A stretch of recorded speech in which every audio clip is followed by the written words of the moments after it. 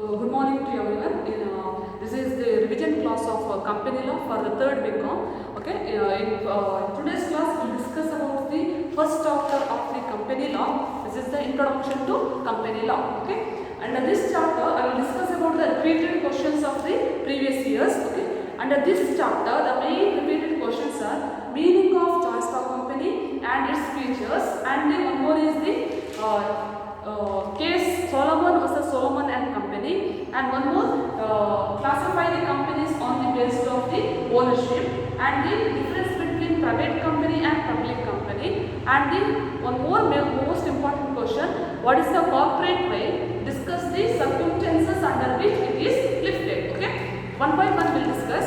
First one is the meaning and characteristics of the joint stock company. Okay, as per the Companies Act 2013, company means a company incorporated under this act or under any previous company's law. Okay, so company is nothing but it's incorporated under the particular act or any other previous acts. Okay, then we'll see the features. This is the features or the characteristics of the joint stock company is the most important questions for the semester examination. Okay, first feature, it is a voluntary association. Okay, voluntary association is nothing but there is no compulsion to become the member of the company, and there is no any compulsion to give up the membership. Okay, any person can become the membership and any person can give up the membership as his wish. Okay, next second one is the incorporated association. Incorporated association is nothing but should registered under the Companies Act. Each and every joint stock company should be incorporated or have to be registered under the Companies Act. Okay, next one is the specific object. Company is incorporated or registered to achieve a particular specific objects only. Okay, which are mentioned in the memorandum of association. Only the objects which are mentioned in the memorandum of association. For achieving these objects, the company is incorporated. Next one, artificial person created by law. Company has no soul and no body, no physical existence, exists only in the eyes of the law. Artificial person, it's not a natural person, it's just a artificial person. There is no body, there is no soul, there is no physical existence of the company. The company will exist only in the eyes of the law. Okay, next one, not a citizen. It is not a citizen can claim for membership. Okay, or a citizenship. Okay, the joint stock company is not a citizen. They cannot claim for the citizenship. Okay, it has nationality only for the purpose of the income tax purpose or any other documentation purpose. Okay, it's not a citizen, but it has nationality for the purpose of some documentation purpose. Okay, next one, separate legal entity. Okay, company has different from its members. Company will continue if there is any death of the member. Okay, company can enter in any contracts or any agreements in their own name. Separate legal entity is nothing but the company is different from its members. Okay, under this features we are going to discuss about the Solomon and company. Okay, this is a very important case. You just go through with the Solomon and company case. Okay, next one, separate property. Under this, the company has its own, or the company is going to enjoy or dispose the property in its own name. Okay, company can buy, company can sell, or company can enjoy the property at its own name. Okay, property of the company belongs to the company, not to the members or shareholders of the company. Okay, next one,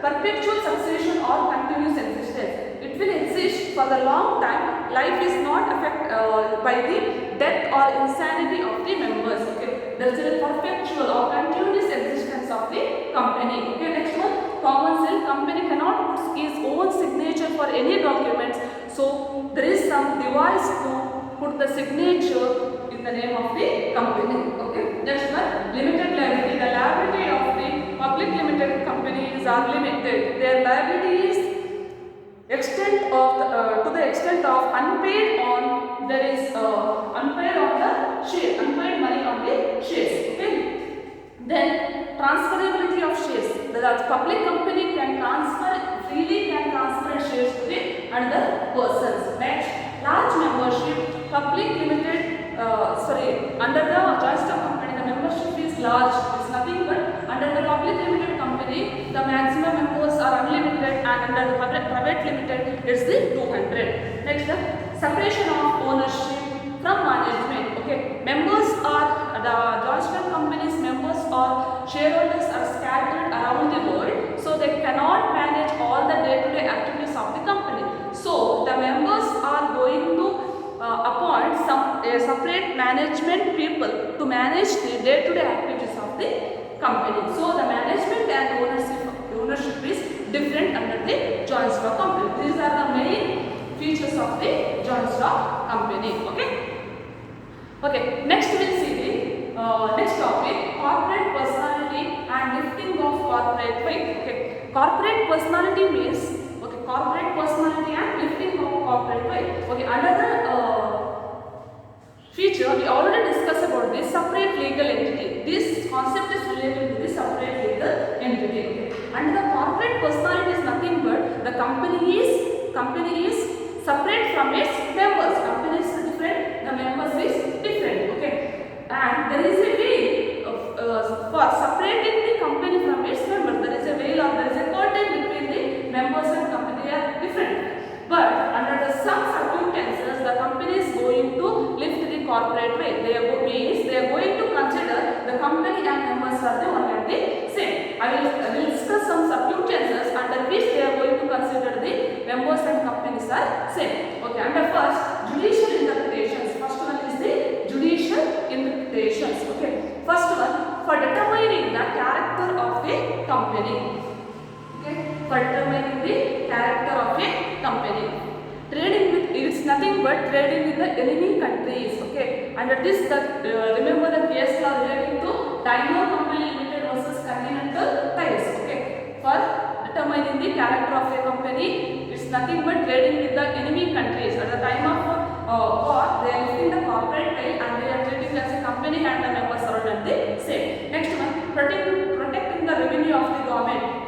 Mainly for the purpose of the taxation purpose, sometimes they are lifting the corporate weight and they are treating the company and members are the same. And third one, for protecting the for preventing fraud and improper purpose, for preventing the fraud. Okay. Next one, when a company is a sham is nothing but improper or illegal purpose. When a company is incorporated or started for the purpose of illegal or the improper purpose, in that case also they are going to treat members and the promoters and the company are already same. Next one, when a company acts as an agent or trustee of its members of the company. When the company is acting as the agent or trustees of its members of its company. When the company is going to act as trustee or members trustee of another company, in that case they are going to treat the members and companies are same. Next one, for preventing avoidance of welfare legislation, welfare of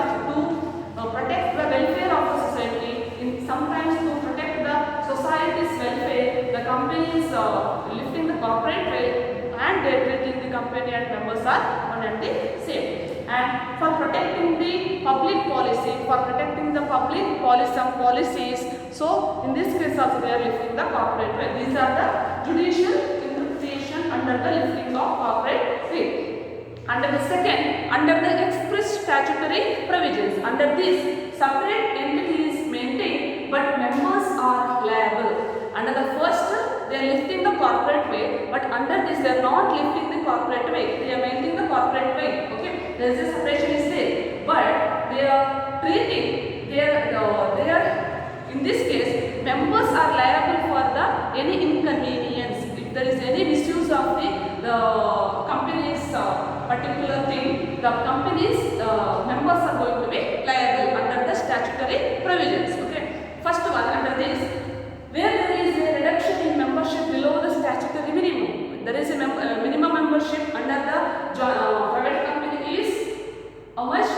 Minimum 2 and the public company is how much? 7. So if there is a reduction in the membership below the statutory minimum, then there is a lifting of corporate weight. Then second one, failure to repay the application money if allotment is not made. If allotment is not made, after certain days they have to repay the application money to the applicants.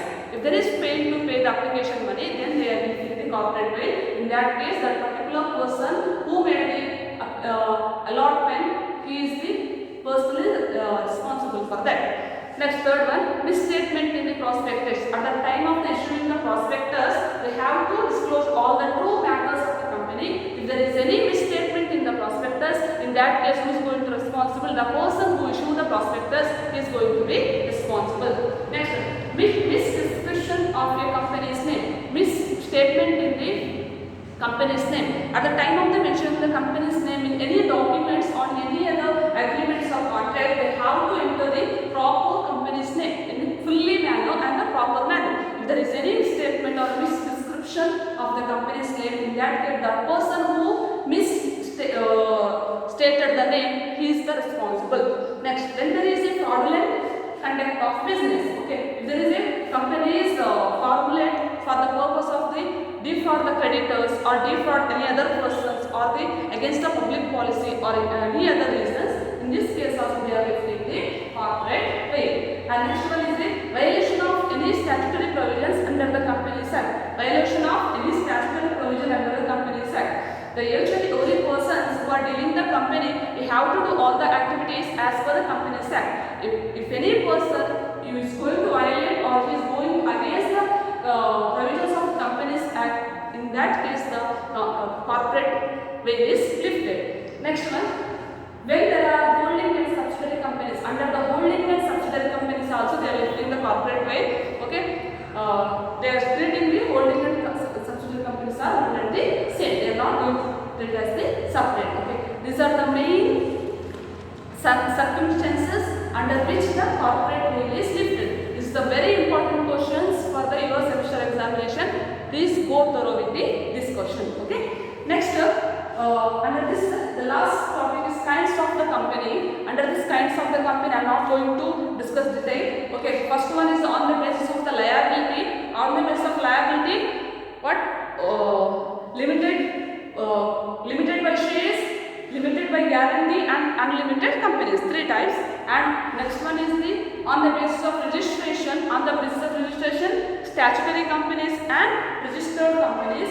And third one, number of members. On the basis of number of members, this is important, number of members, private companies and public companies. And one more important, you just glance on the difference between the private company and public company. Okay, they may ask for the semester examination. Okay, difference between private company and public company. Then fourth one is the on the basis of ownership.